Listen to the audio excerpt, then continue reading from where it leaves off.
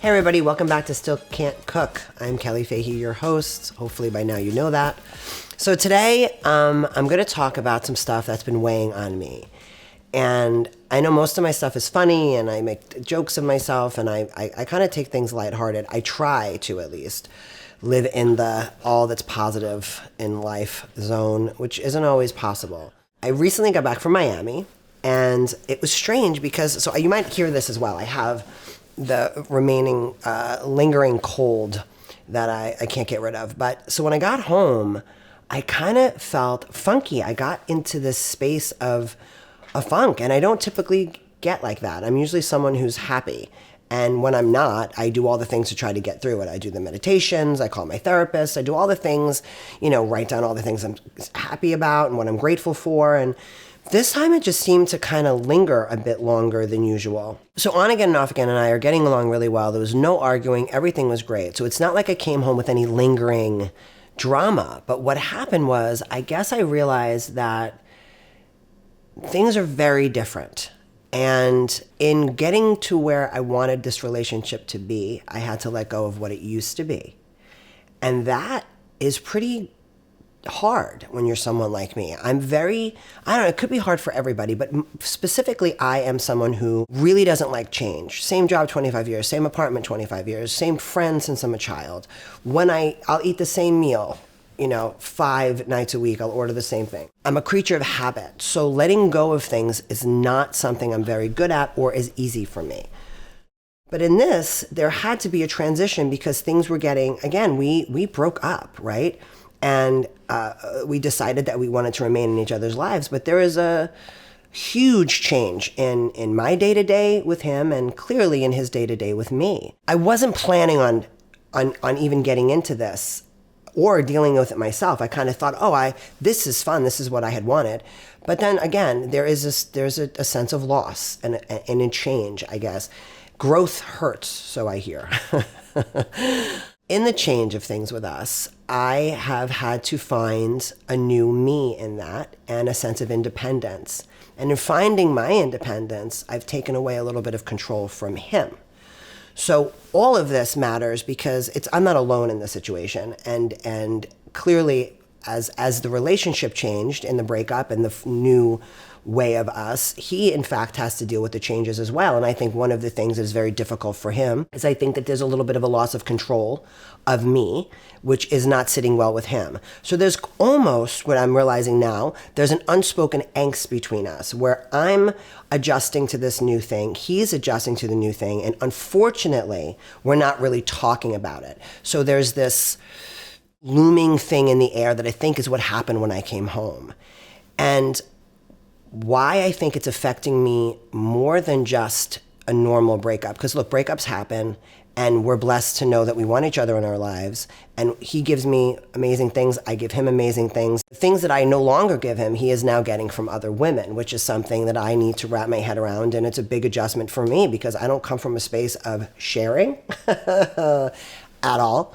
And in this situation, over the years of knowing what really works and what doesn't work, this is like, I say, he's kind of like if you grip sand, right? If you put a handful of sand and it's going to pour all over. With him, you got to kind of cup it. You got to cup the sand. He's the sand.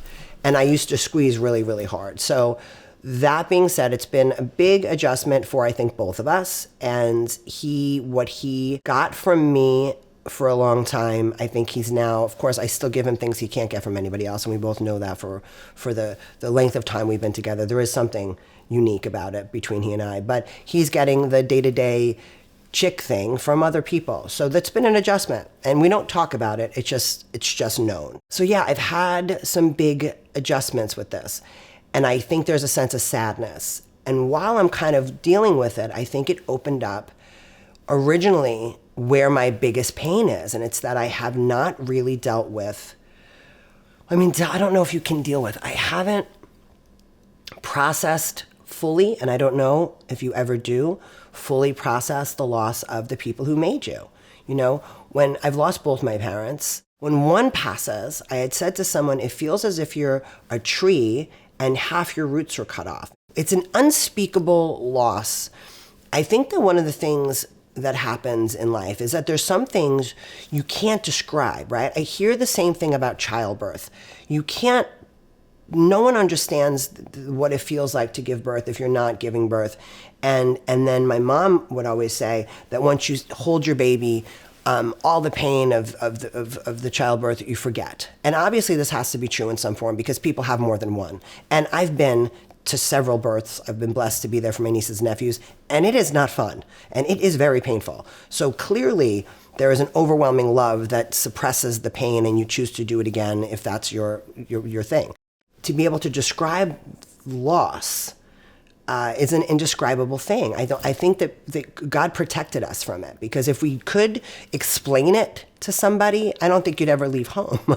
I, in fact, would be laying between them now. God, I don't have them now, but up until the moment I lost them, I'd be in between them in bed, never leaving my house, because it's the thing that's really crazy about it. We are all so afraid of this thing happening. We walk around like afraid of this and paranoid about that and worried about the world and worried about this. But the fact of the matter is, the craziest, life-changing, most devastation that ever happens usually happens as a complete surprise. Out of nowhere, in the middle of a very normal day, that day becomes the day you lose your parent or your spouse, or, God forbid, mine is only my parents. And I say only because, and not that that's lessening the loss, but in the way that's supposed to happen, they would not have had it any other way. They would have definitely wanted to go before any of their children, and they got the luxury of doing that. And all parents don't get that. So for that, my parents were truly blessed, as shitty as their story actually was. Because what happened with my parents is that we lost the house in Hurricane Sandy. We didn't lose it completely, but it was damaged. My parents were there. My mother had Alzheimer's. My father had cancer. The stress of leaving the house caused the cancer to spread through my father. October 28th was Hurricane Sandy. My father died December 2nd. It was stress, for sure, that the cancer just spread. So it was lung cancer that spread to the brain, that spread to everywhere. And all the while, my mother is now, taking some, if anyone has parents with Alzheimer's, if you move them from their environment, it was stressful enough. She went through the hurricane with my father. And one of the things I think about now often, and I wonder if my siblings, we haven't really talked about it, is that my dad was diagnosed with cancer with a wife with Alzheimer's and didn't reach out to us and didn't make it our burden. We're now looking back, it's like, fuck, we didn't do the right thing by him. We left him go home with a woman who didn't really get it. I mean, my mother in her right mind would have fixed all of it. It would have, my mother's super smart, one of the smartest people I ever met. My mom's brain, you could call my mother and say, what's the word blase blah, whatever. She would literally tell you where it came from, how to spell it, 3 other words that mean the same thing. She was just, to have her brain go is just so fucked up. Here it is. Here's the rest of me, right? You guys are going to ride all of it, and it's super important because without them, there would be no me. And if you enjoy the funny stuff, then you got to get to the root of it, and the root of it is them, because without them, man, I tell you something, they were the funniest people in the world. Like, they were together hysterical, separate, super funny, completely different senses of humor, but with each other, they were like a comedy show. It was just, we laughed so much, but they also cried. Like, we sang songs. We would sing music around the house and crying our eyes out, and crazy all the Irish music is so sad. Everything's about a child dying or a parent dying, and we would sing it. My mother had a beautiful voice. And before I did testosterone and almost became a man, I could hit pitches with my mother and sing along with her. Not nearly as talented, did not have the talent my mother had. But anyway, we would sing.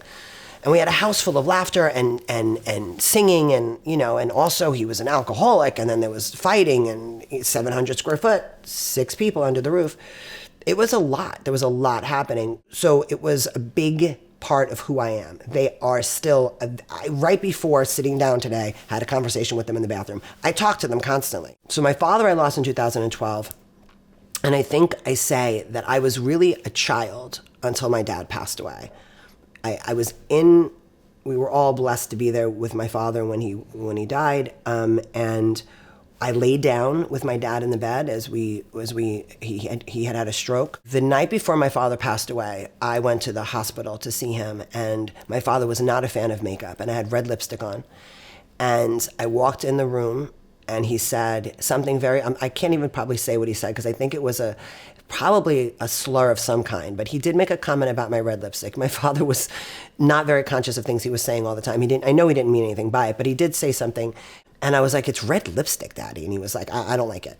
And about a half hour into me being there, and he said, you know what, Kellyanne, it really brings out your eyes. You got those beautiful eyes. All right, I don't mind the lipstick so much. He said, but you don't need it. You're beautiful, blah, blah, blah. The next month or so, I wore red lipstick, and my eyes were like, I should have worn red lipstick today. But my eye, it did something to he said it happened. It was true. It was weird. But anyway, he passed away the next day. When I laid down in the bed with him, I was a child. I didn't have any care in anything that ever happened. They were my plus two. I got sick. They came to pick me up. I had surgery. I broke my hand years ago. They came to the hospital. My parents were my go-to. So when one of them was gone, my world was fucking shattered. And then here, the powerhouse of the family, who was in charge of everything, now has Alzheimer's.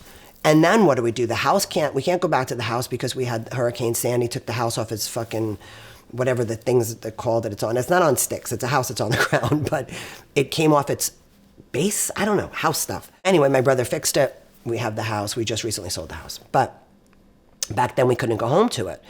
So here we are at the hospital. My father passes and all of us are just standing around like, okay, I guess I'll see you later. We have no place to go. We all kind of broke up and went our own way, and there began the next chapter of heartbreak in my life, which was having my mom move to Las Vegas. So my sister lived in Las Vegas with her 3 children and her husband, and my mom couldn't live by herself, and it was a decision made by the family that my sister would take my mother. So not only did I lose my father, but I also lost my mother. And anyone who knows me, who will get to know me better through this now, they were my weekend. They were my plus two. They were my summers. That's what I did. I didn't get married. I didn't have children because I was a really good daughter, and I spent all my time with them. And so my choice not to have a family kind of kicked me in the ass because I was like, whoa, wait a second. You get mommy, daddy's gone. And I go home. What happened to me? Like, what about Kellyanne? I didn't do any of that stuff. The shift in my whole life, every single thing that defined me. That's what I said when it first happened. It was like the definition of me shifted, which is extremely important in life because we have to grow up and I have to redefine myself, right? I mean, could you imagine if I didn't? And one of the things that happened in that loss was an immediate growth and having to look inside and say, what do I like about me? Like, because they were my biggest cheerleaders. And what do I do now? Who do I turn to? Which is one of the things I think that with my relationship with On Again, Off Again, I think a lot of the parental need for approval and kind of an overall unconditional love I have put on him. And that's a little wackadilly because, we did have sex. So I should probably get the parental thing away. That's kind of creepy. But there is a little part of me that's like, I hold on to it a little bit tighter, I think, because in our relationship when we were together, that's when these losses happen. In the loss of my parents, in the loss of relationships, in the shifting of my emotional life and in the cellular being that you are, your parents, it's such a strange thing. My body knows when December 2nd is happening. If I had no calendar, there's something cellular that happens. There is a connection that I can't explain. People who have that, I have friends who lost their parents after I did. People who had problems with their parents, and I was like, what we don't recognize, and what I think the finality of it is what hit me so hard. And when I realized that it wasn't the moment of the death. It wasn't the moment. It was every fucking moment after that. There's like a weather report, and I still think, I got to call, they can't drive. I'm like, my dad's been gone 12 years. Jesus Christmas, 12 years. That's fucking nuts. This is a fun story, isn't it, right? It's so good. I promise you, it's important that you know this side of me because it's really, again, a major part of who I am. My mom lived with my sister, as I said, and I would travel back and forth. And again, I think one of the things that I was really steadfast on doing, I was great at work. I was so grand. I dedicated myself to work. I met on again, off again when my father was still alive. I think the summer before my dad passed. And then 2020, my mother passed away on Thanksgiving morning. I was in Hawaii. It was COVID was happening. And I got the call, and my mother had passed away. I fell to my knees. It actually buckled. My knees buckled. I've heard this happen before. I've never had that happen. There was a stop. Something stopped. The world stopped. I really think it did. I think everything stopped for 1 second. And I feel like part of what was supposed to be was that they were supposed to be together. Part of what made sense. I was completely devastated. The whole family was completely devastated. In some small part, there was relief. And that's what's really crazy about the loss of my mom. I feel a little bit bad saying it, but when your parent has Alzheimer's, and two things. When your parents are such a unit that one doesn't make sense without the other. And she said it. She told me, I don't make sense without him. And she was, she had some moments of clarity, and that was a brilliant moment that she shared with me, that she just didn't know who she was. They'd been together since their 20s. My dad was 73 and my mom passed at 82. Wow. Because my heart, and my mom told me having a child was having your heart live outside of your body. And for me, that's what they were. There was that moment, I'm going back to where, wow, my mother is gone. Holy shit, I'm by myself. And then, oh my God, thank God, I don't have to worry about her. Because I was afraid every minute of every day that every single person in the world was hurting her.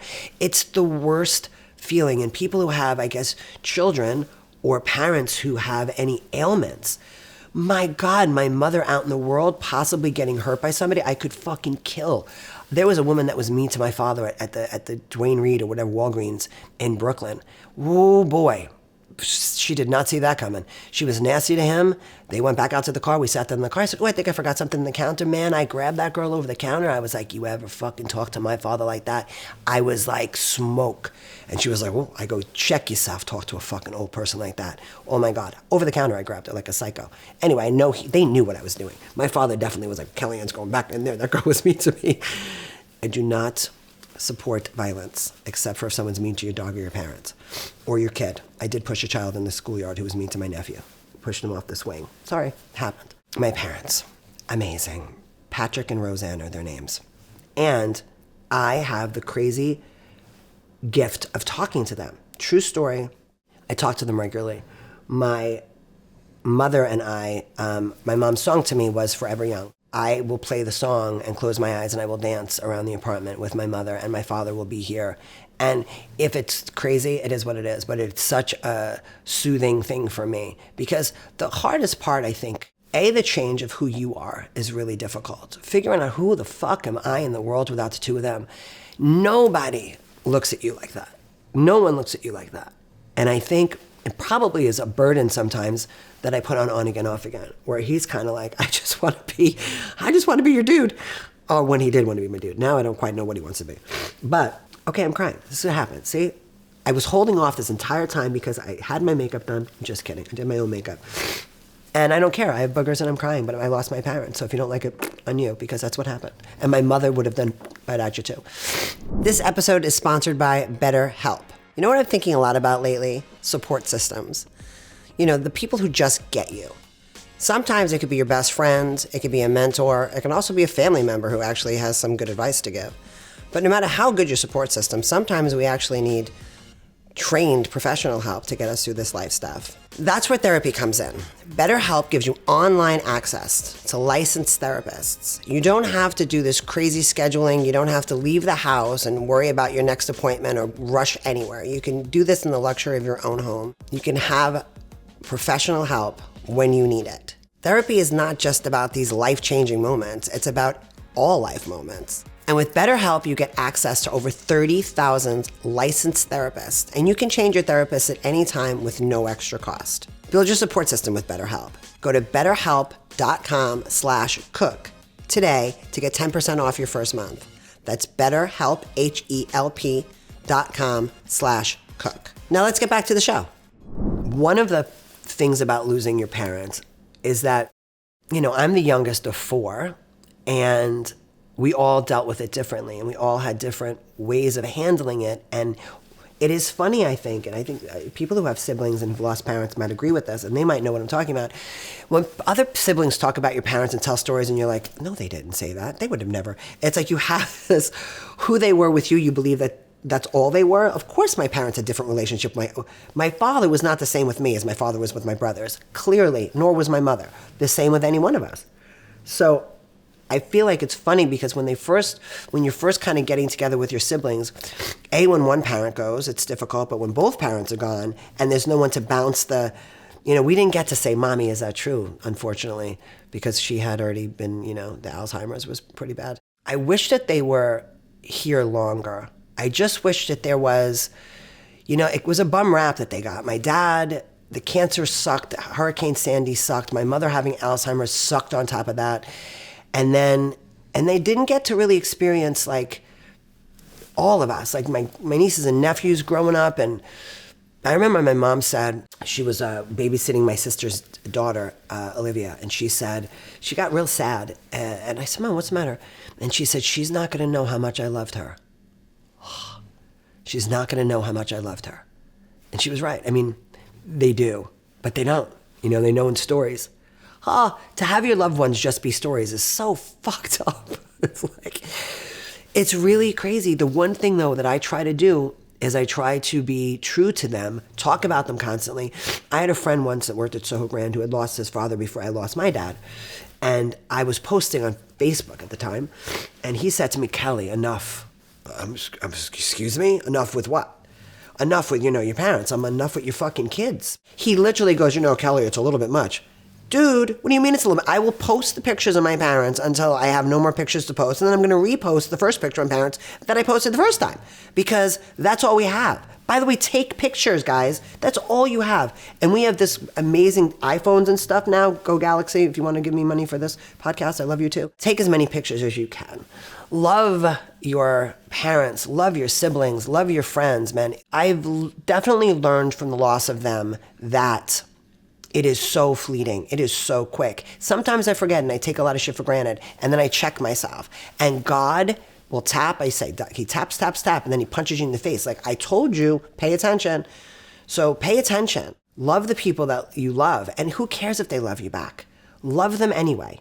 It's so important to give love. Like, yes, receiving love matters, but giving it, especially one of the things about losing your parents and losing this for me, I had an overwhelming support system where they were so my cheerleaders, but at the same time, they would call me out and be like, absolutely not, Kellyanne. One of the last Christmases with my parents, before my dad went, but again, my mom lived years longer, my dad was crazy early, which I get from him. I'm crazy early, but my dad was early, like, we're going to leave at 8. He got there at 6. We're going to leave at 8. I get there at 7. Same difference for someone who wants to be late. But anyway, the two of us were nuts. But it was this one morning, we're driving out to Montauk, and I worked at nights back then, and I didn't wake up early because I wasn't menopausal, back in the good old days when I was young. He was like, I'm outside with your mother. And I was like, well, that's great for you two, but I have like another hour and a half before I come down. And he said, you better get your ass down here. And now looking back on it, my mother must have been driving him bananas. And so he came in early for relief. And I was like, rah, and we had an argument. And I got in the car and I put the Christmas presents in the back, and my mom got in the back seat. And I said, no, you sit in the front. Because usually I would sit in the front, my dad and my mom would sit behind. And I said, no, I'm sitting in the back. And I was taking a stand now because he was too early and I was really mad at him. And we're driving out to Montauk and we're giving each other dirty looks in the mirror. and all of a sudden my mother puts her hand over the back seat and said, Patty, are you so happy that Kellyanne is here? Or something that just broke the ice completely. And my father's like, I guess I am. I'm like, I'm sorry, Daddy. He said, I'm sorry too. I started crying. My mother's like, what's going on with you two? Meanwhile, we'd had a huge fight in front of her. She just didn't remember it. That was the joys of my mother. She would break the ice. I mean, you can't be mad when someone doesn't remember what you're mad about, right? So getting into what life is like after you lose somebody, after loss in general, breakups, deaths. Some of the things that I did, one little thing that was a small thing, became people's favorite thing on my Facebook, is I did a morning dance. I couldn't get myself out of bed every day. It was really difficult to find a reason. It's fucked up when you lose your reason, right? So I had, at some point after the loss of my father and my mom leaving, I definitely felt like I had lost my reason. I found my reason in listening to everything I've ever loved to dance to, and I would tape it and I would put it on Facebook, and it was my morning dance. It would bring me to the place of functional, not even happy, but it was my get happy morning dance, and I did it for months and months and months after my father passed away. And it did relieve some of the pain, but it's like, what else then? I went deep into therapy, really heavy. I was doing 2 to 3 times a week in therapy, finding support systems. When you're the girl that got broken up with or that broke up with someone and all your friends are in a relationship and you just don't have anybody, that kind of happens at loss as well. Your friends are all like, we got you and you're going to meet somebody else and it's like, I just want to cry right now because it's not him. I think sometimes you feel like you're on this floating iceberg by yourself. And I think that happens with loss as well, at least for me. I felt solitude in a way. That's what I felt when I came home this time. Solitude and loneliness in it, which some people, a lot of my friends, are so envious of my alone time because they have children and spouses and people running around them, and I have a lot of alone time. It's me and my dog.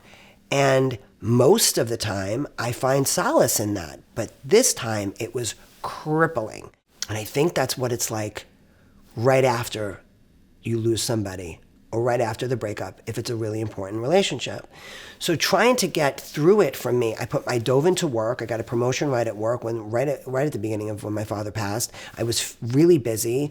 I spent a lot of time traveling back and forth to see my mother. It's very cathartic for me to kind of spend time with her and get to know her, alone, which was bizarre, but it was important. And functioning through it and finding ways and friends that you can, you have your friends who lost their parents. Some of us might have friends. I had a specific friend who, even in death, would one-up you. It was very, very frustrating to try to mourn with somebody and I know, it happened to me when I was shut the fuck up and let me tell you about my story. That person is no longer my friend, but one of the reasons was, dude, can I have my own moment of death? Can I talk about what happened with my parents? I know your parents had died too, but it's my turn. Can I just have my 5 minutes of poor fucking Kelley, please?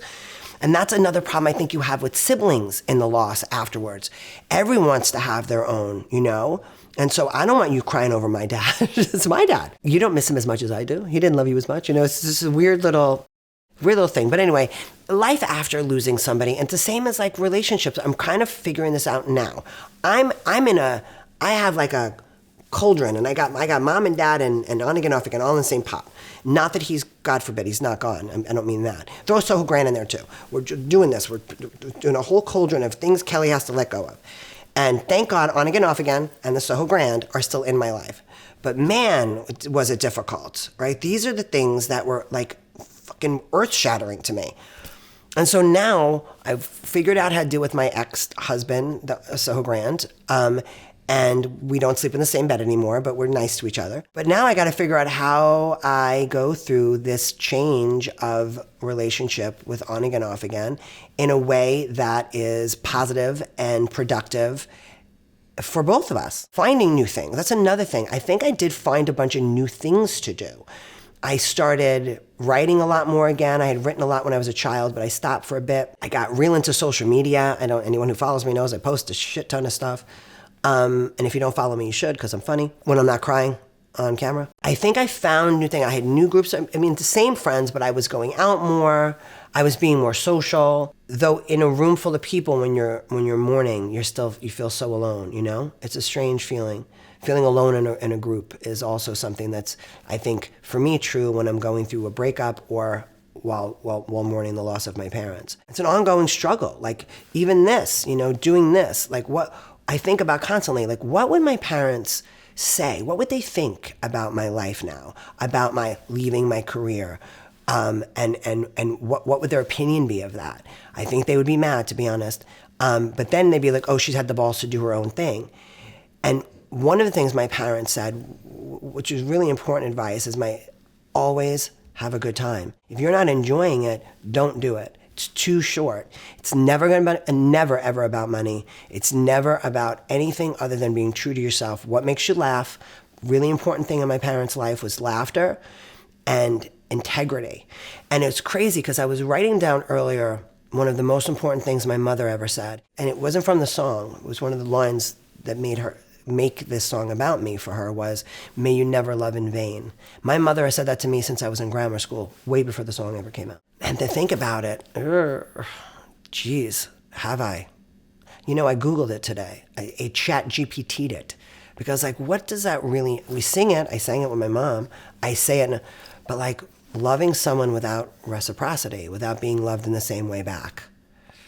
Geez, Mom, oops. I've done that. I've been loved back by some people, but not by everybody. And I know she'd be sitting in all she would only be, they would only be mad at the ones who didn't love me. It doesn't matter who loves me. Would we be sitting in, that little jerk didn't love you back. So I know I hear them right now.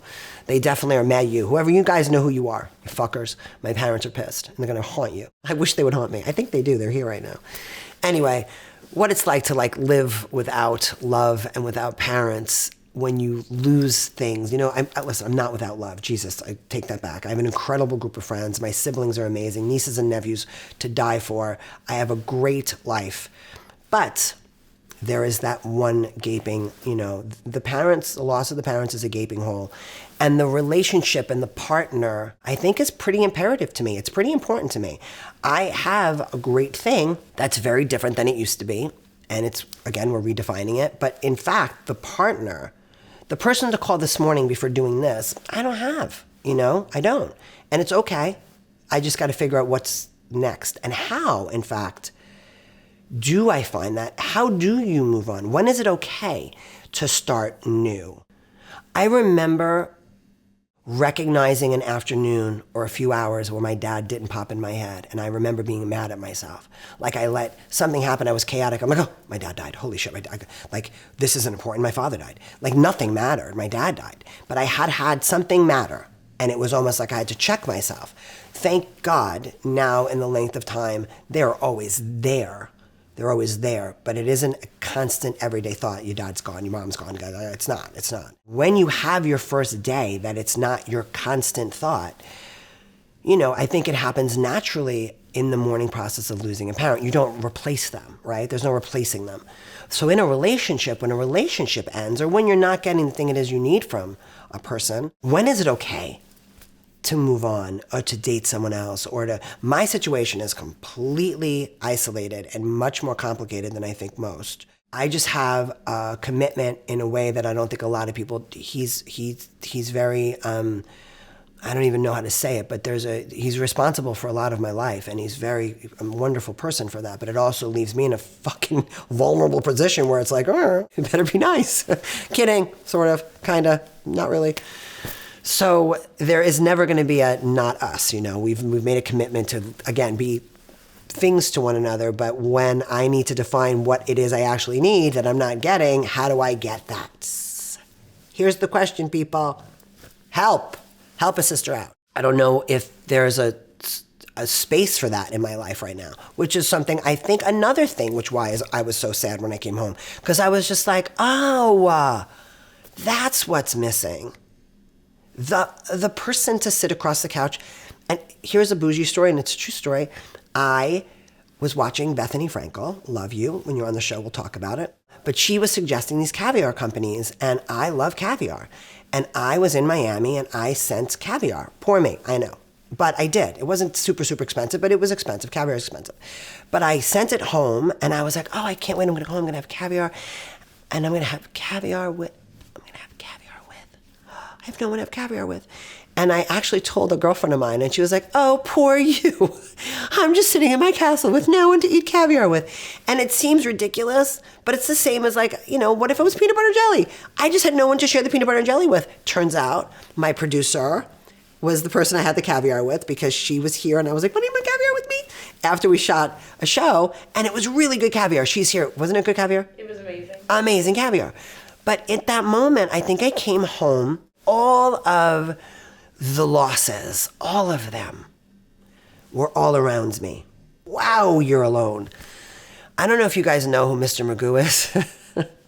Mr. Magoo had a cartoon special, and there's a song, and my brother Philip used to sing it to me when I was a kid. Rotten Philip used to make me cry, and it was "I'm all alone in the world." And he used to say, "Kel's all alone in the world," but Mr. Magoo would sing, "Nobody's click to stick to my clack. I'm all alone in the world." If you haven't seen it, it's so sad.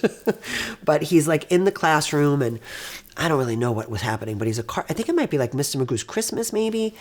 But he is alone in a classroom, and the song is "I'm all alone in the world." And Philip used to sing it to me and say, "Kel's all alone in the world." I felt like Mr. Magoo in my house, all alone in the world, with nobody's click to my clack. Okay? That's what happened. So I'm sorting it out through the media of you guys listening to my stress and my drama. Can't always be funny. Don't hold me to the funny. I hurt. I'm trying to figure out the functionality of being this fucked up. To be this sad and yet be this funny. Is this complicated for you guys too? Are you like shocked that I'm so deep? And so many feelings behind the girl who says, don't send her dick pics? Yeah. Anyway, this is me. Sad little Kelley. Crying over her parents. Titles are important to me. Being somebody is really important to me. So trying to reestablish titles and what I am and what I am not to people in my life, to the relationships, to friends, to the world at large, I think kind of hit me pretty heavy when I got back home. Because for the first time, I realized I'm not anybody's girlfriend right now. That's weird. It's weird. And I'm my own boss. Fucking weird. So weird. These are all the things that I want someone else to take care of. Like I want to be someone's girlfriend. I want someone else to be my boss. It's a strange cycle. Life is fucking crazy. It's beautiful and amazing, and God, I'm so blessed, and I wouldn't have it any other way. And in the pain of losing my parents, I got the gift of freedom, which was crazy, where my siblings, in fact, did not get that. They were raising children and having marriages and in businesses, and when I was able to, when my mom was, I went to Vegas every 6 to 8 weeks because that was a promise I made. And that was, wherever I was, I had to make sure that this was something that I kept a priority. So taking trips like I did afterwards was not possible. And I think for my siblings, it must have been like, oh, check this bitch out. She's just like, oh, mom's gone. She's fucking flying all over the world. And I think it might have been a little difficult because they were sitting, your mourning goes with you everywhere. No matter where I was always missing my parents, but I'd rather be missing them on a boat. When you lose somebody, when you lose people, when people have touched you in the way in which your parents have touched you, and again, I don't know if everybody is as, clearly, you know what, bullshit, I know not everybody is as lucky as I am. I respect that and I apologize for the loss that you guys, people who don't have it. I guess you don't really miss what you don't know is what I've heard, but loving something and losing something is really fucking devastating. But again, it's an old saying, I'd rather have loved than lost. I wouldn't give up a second of it. Not one second of it, and what I would do for another moment of it. And if I could have another day with my parents, there was a time in my life where I used to say I'd give my feet. And then I know my mother would beat the shit out of me. My father would be furious. Where are your feet? What do you mean? They'd be so mad at me. But I used to say what I would give up everything. And you know what? No, I wouldn't, because they would be furious with me. They would be furious with me if I gave up anything. That being said, if I could have a day with my parents by not giving up anything other than that one day with them, I would just want them to tell me stories that I didn't know. What do you wish you would have told me? That lingers with me. Not the things that I didn't say, because I said it all, and we were really lucky. We spoke about a lot of stuff. But what didn't you tell me? What did I miss in watching this movie of Kelley's life? Because that's how I think they do it. I think they're sitting together watching it like a movie, and they're like, oh, what is she doing now? Oh, Patty, what are you doing? And then they come.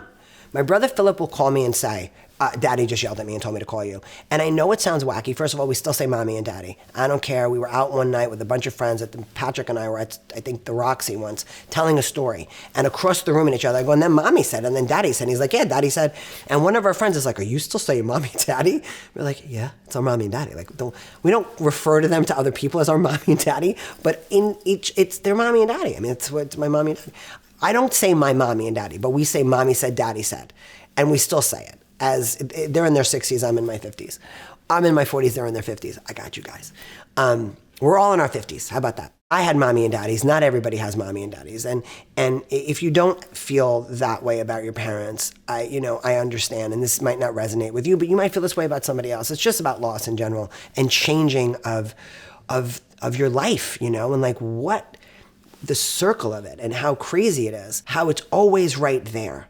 I had said once to somebody, and I think it's true, and you don't have it. I didn't have it. I didn't come from a place of pain. I was scared when I was a kid. There was a lot of arguing around me and a lot of violence, honestly, and not just in the house itself, but around me. There was a time of violence in the 70s. It's fucking weird. But like Eton Pate shit, and there was like Son of Sam. Like it was a crazy time. There was movies made about the drama and violence when I was a kid. And I'll make one day about the violence in my life. Just kidding.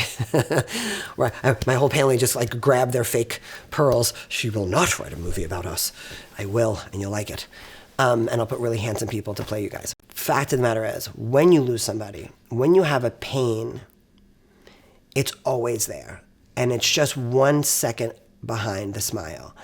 For me, it's always there. I don't fall to my knees anymore. I didn't buckle like the day I got that phone call. I have a compassion that I hadn't had before, where when someone else has the loss, you're immediately, I always say it's here. It's like it's a second behind your smile.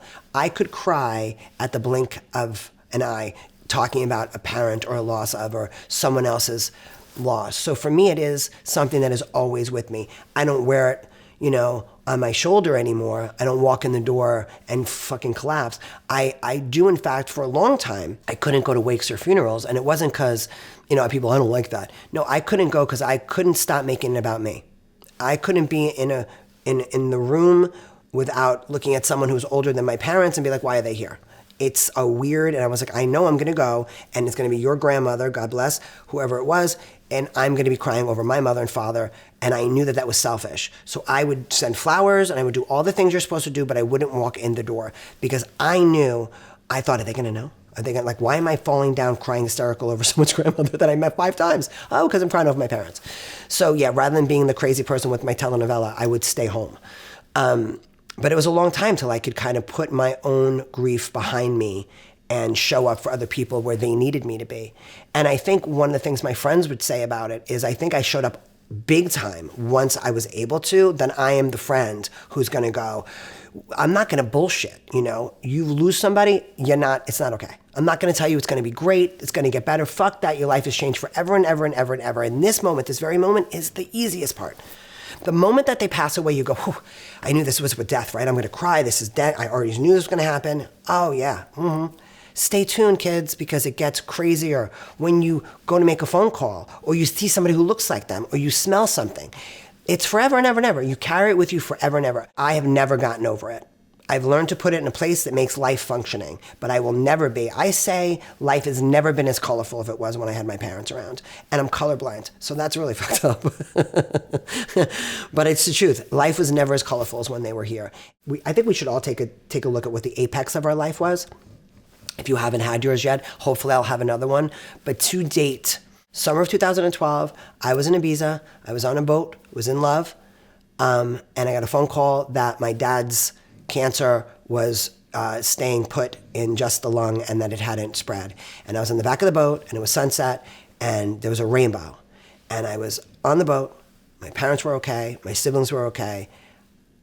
I was in love, and the world was great. And I knew that this was the greatest moment of my life. I knew it. And I sat in it.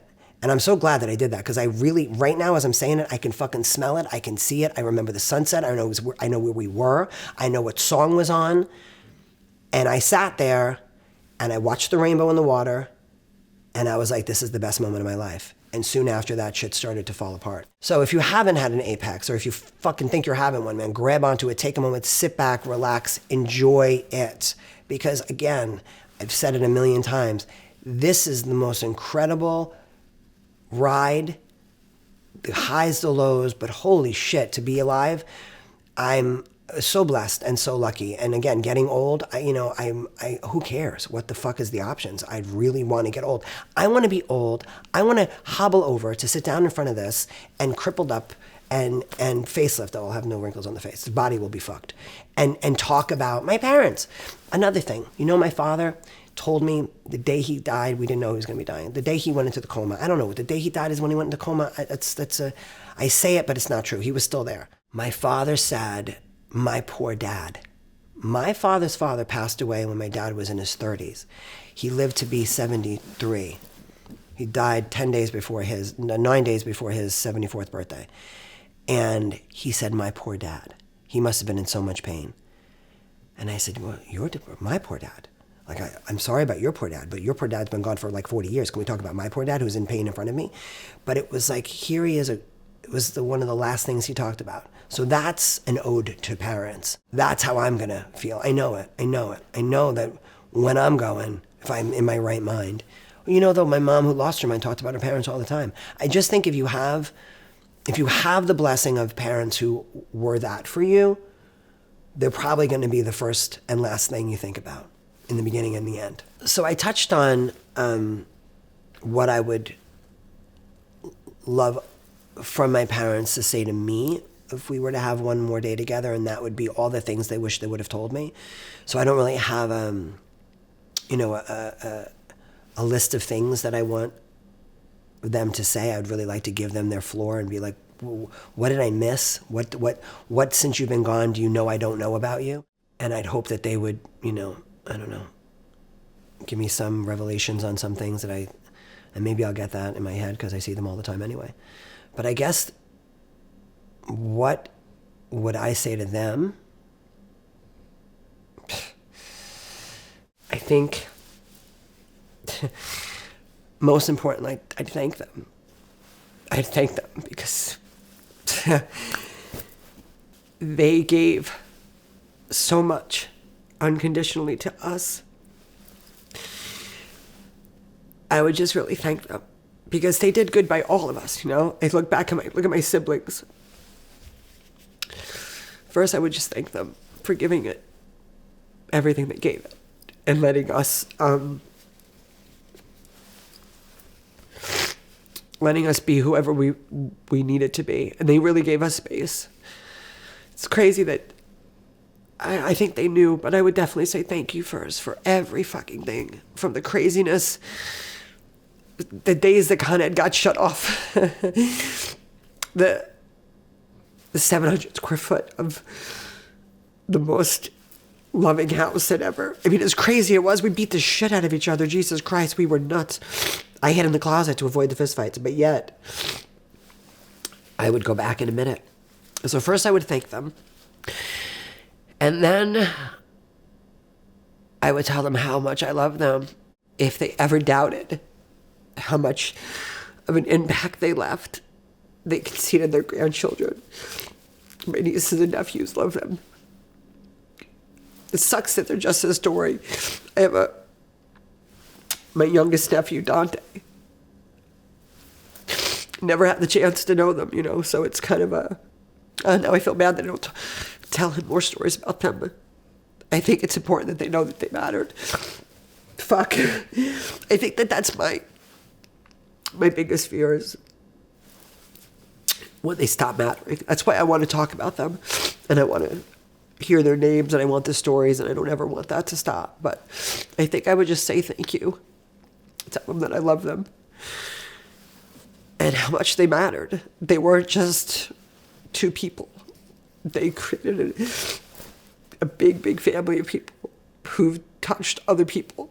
And because of them, we matter. I think that's what I would tell them. It's really important. If you have people you love, you tell them. The one good thing I have to say, I really have zero regrets. That's one thing, man. I am so lucky, and I don't think a lot of people can say that. I don't have one regret. I said it all. I apologized. We fought. We argued. I think back on that Christmas. We said we love you. We said I'm sorry.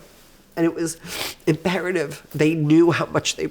I think my parents said... My parents were worried about me. They both said it. My father knew he was sick. My mother knew she was sick. And it was, well, what about Kellyanne? What's going to happen to Kellyanne?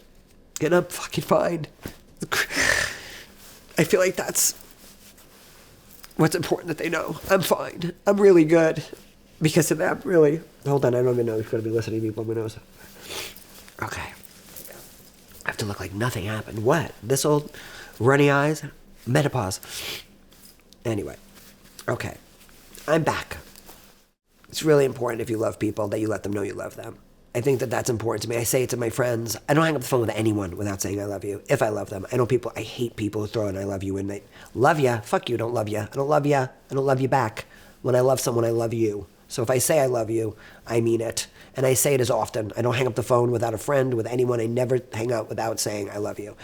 So if you do have people that you love and you have, if there's any angst with you, family, friends, it's too short, man. Tell the people that you love them. And I have people I no longer like, but I love them, and I think before the ending of friendships and relationships, I think I got off and I love you before fuck you. I might have ended on the fuck you, but somewhere in there was an I love you. But I think it's extremely important that we let the people know who matter, that they matter, because it goes so fast. And sometimes I'm lucky the circle happened the way it happened. It was my parents before any of us. Not everybody gets that lucky. You got siblings, let them know, everyone thinks it's got to go in the right order. It doesn't go in the order for everybody. People lose kids, people lose siblings. It doesn't have to be your parents first. I had it the right way, if it had to happen at all, which of course it does. It's part of life. But just love the people and let them know you love them. It's so important. Regret is the worst part of losing anybody in a relationship, parental or otherwise, or breakups. Even a breakup, you don't have to stop loving somebody to not have them be in your life anymore. Thank you so much for tuning in for this really emotional episode. But I think it's important that we talk about all the stuff that makes us who we are. And if it wasn't for them, there would be no me. So thank you so much for tuning into another episode of Still Can't Cook. Please subscribe, comment, cry if you want to. If I made you cry, I apologize. But if I made you cry, that makes me so happy. Because if I can make you laugh and make you cry, I win. Oh my God, Mom and Dad would be so happy. Thank you for tuning in. Please come back next week. It's another episode of Still Can't Cook, and I appreciate you guys for being here. Hey guys, thank you so much for showing up for another episode of Still Can't Cook. Subscribe to us wherever you listen to your podcasts, on YouTube or any other podcast provider. And if you're on Instagram or TikTok, please follow us at Still Can't Cook. Love to have you guys back every week. So happy that you joined us and look forward to seeing you next week.